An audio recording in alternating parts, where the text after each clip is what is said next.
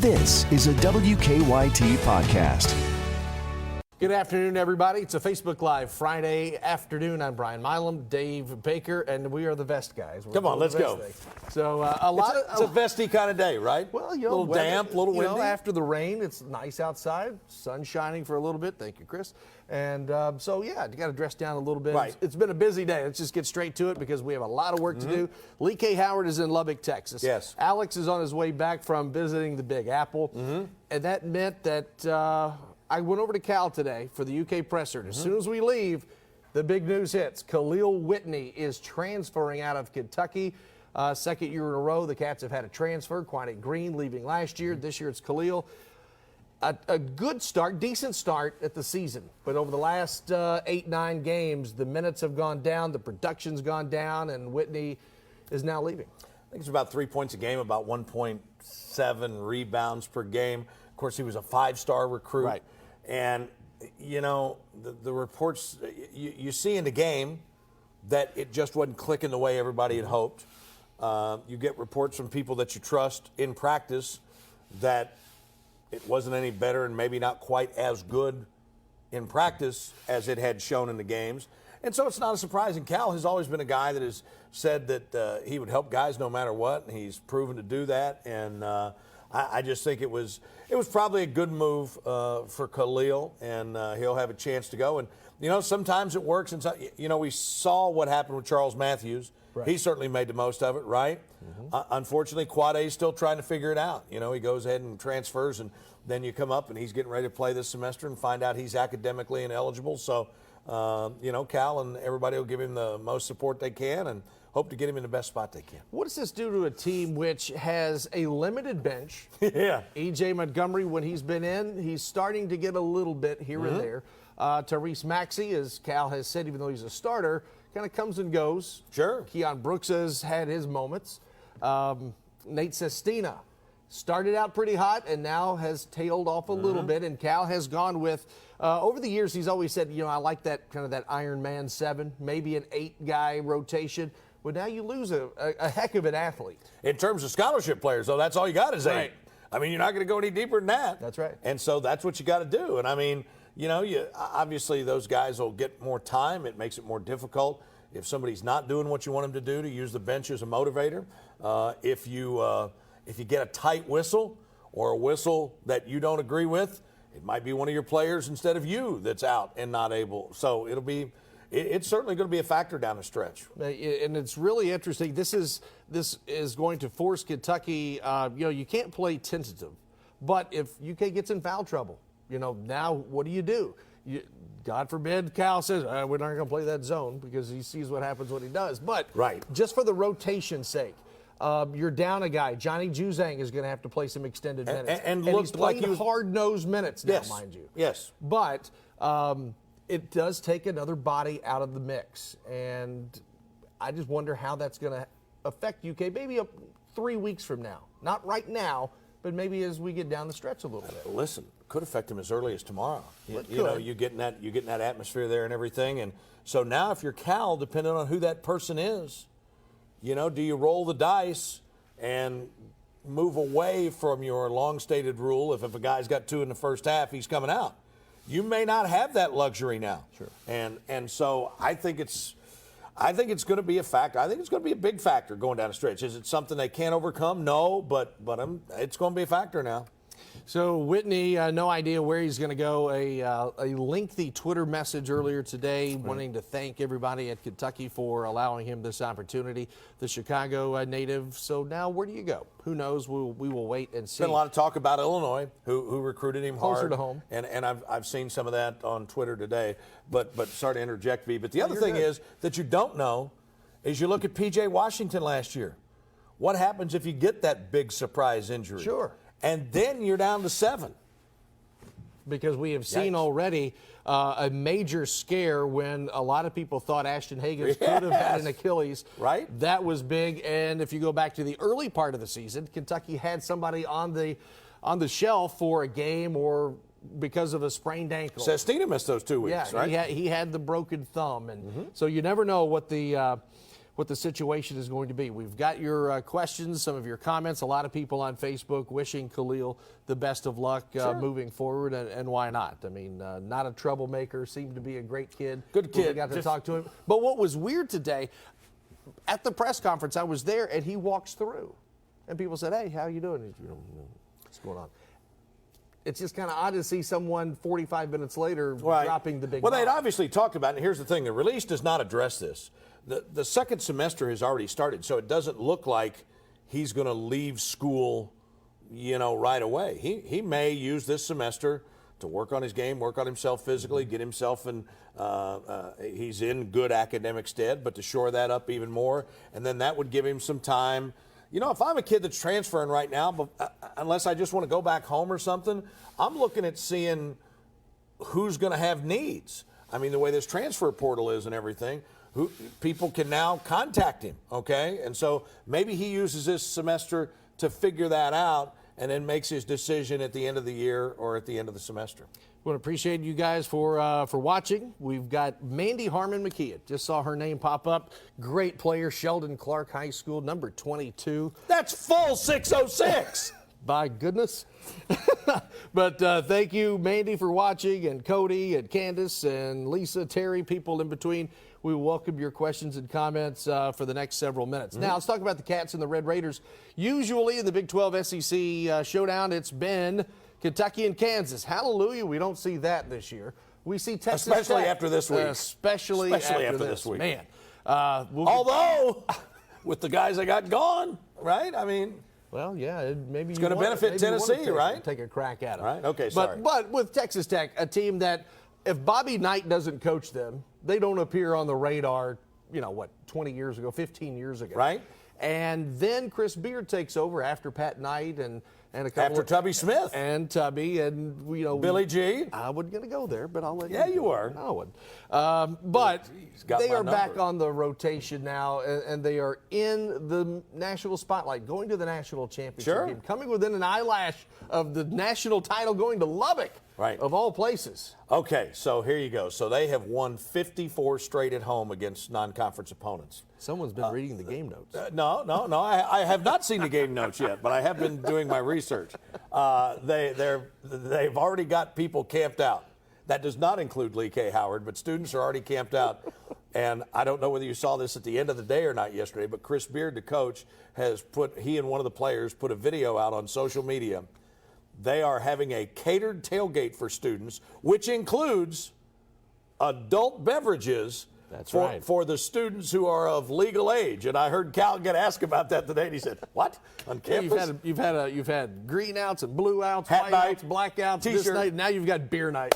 Only in this case it's beer morning because they're going to be tailgating early. And I think the tailgate opens at like 10 or 11 a.m. or something like that. They'll be lathered up, ready to go for tip-off. But I mean, seriously, it's a huge game. For that program, and it's a marquee matchup. Kentucky, I think, obviously saw that really old school Arkansas sort of atmosphere last week, but I don't think it's going to be anything like they see in Lubbock. Yeah, we'll find out tomorrow when the Red Raiders and the Wildcats go at it. I just lost my train of thought for a second. Sorry. Oh, defense for the Red Raiders. They play a style of defense. It shut down very Louisville. different. Shut down Louisville when they were number one in the country. Right. They got to the Final Four. This is a team that it's almost like facing Syracuse's zone defense. You don't see it very often, like running the option in football. You have a short turnaround to prepare for something you may never see again. Same thing with their offense as well. Bob Huggins called their defense gang guarding. And some other, Mike Boynton, a coach at Oklahoma State who used to be with Darren Horn down at USC, he said it was going to be interesting to see how Kentucky handled the switching, because the way they described it was that the five starters for Texas Tech are very similar. And he said they've got the ability at all five spots to keep a dribbler in front of them. Yeah. So when Cal, likes to run that pick and pop stuff and they count on the switch and you get Nick Richards open on that cut down the lane, well, what they're saying is they switch everything, so nobody should be open like that. And then on offense, they really, really turn it over, force you to play defense for a long time. I've seen it described as old school Princeton offense.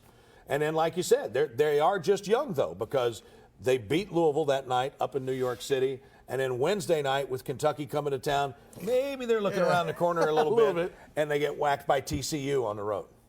So go figure. It's college basketball is wide open this year. Anybody can go to the Final Four. Anybody can do anything. And I know that goes without saying. In every year, it's a wide open field. Take the records, throw them out the window, all those cliches. Yes. But this year, it is literally a crapshoot as to who's going to do what. Not a lot of margin for error. Thoughts about Kansas State, that brawl? D'Souza gets 12 games, 1 game shy of the rest of the regular season. That, and you listen to Dickie V and a lot of the national pundits saying, he should never put on a jersey again. He's going to be gone. He's out of here. Thoughts? Remember, he was a guy that was suspended for the season by the NCAA, and they went to bat and appealed to him. And listen, you've heard me talk before. Jeff Long, the Kansas AD, is an old friend. Knew him when he first started out in athletics administration at EKU, and then, of course, when he went to Arkansas. And my Twitter timeline has been blown up this week because of some of my comments, and I've heard from many of my friends out in Kansas. But, I mean, you look at what's happened over the last year and a half. If you remember, not last year, 19, I guess it was 18. Billy Payne. Was it Billy? It's not Billy Payne. It's, oh, doggone it, I'll think of his name in a second. The kid from Kansas had the very expensive sports car, wrecked it the day before the Kentucky game, right? You're right. And ended up never playing a game at Kansas. So then you turn around and they get named in the FBI sting. They still are not clear of that from an NCAA standpoint. Then you had Snoop Dogg show up for late night at the Fog with the stripper poles and the strippers to go along with them. And then you have this. And it's like, man, this is Fog Allen Fieldhouse. This is where Adolph Rupp learned the game. And I don't mean to sound like one of those guys, but what do you think the national narrative would be if Kentucky was involved in a fight like that?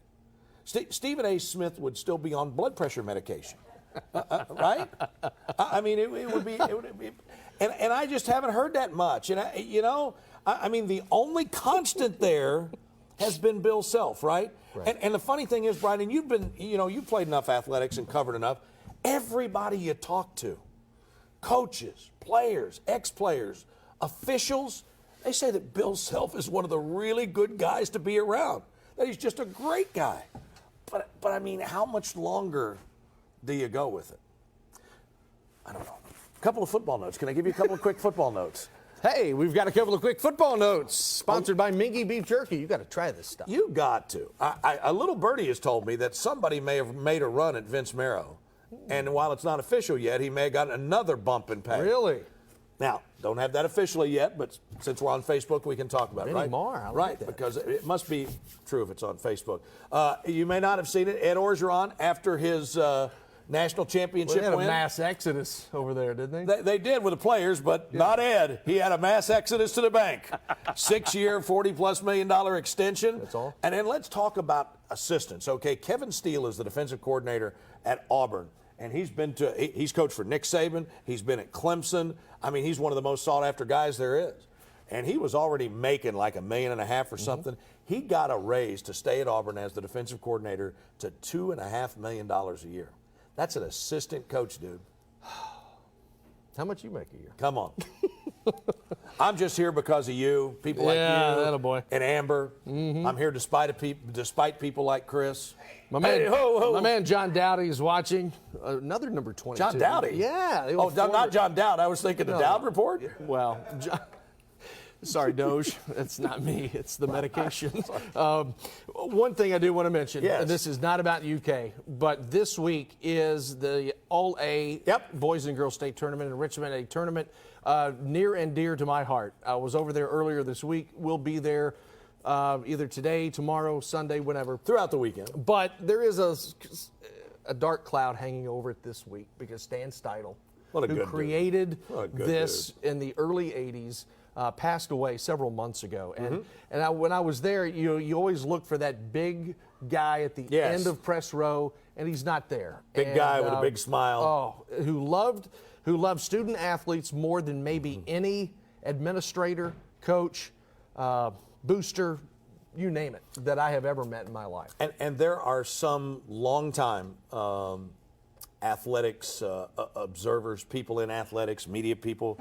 There are a number of them who will tell you that in their opinion, that because of what Stan did with the All-A Classic, that it preserved the Sweet 16. That's true. Because once the small schools felt like they had a championship to compete for, even though some of those small schools have won the Sweet 16, certainly, it kept this groundswell from going to a class system like so many people have, and have kept it's gotten them their own great tournament and kept intact, to me, the greatest high school championship event in the country. In the Sweet 16. Just ask Indiana what they think of the class system right, exactly. 20 years after the fact.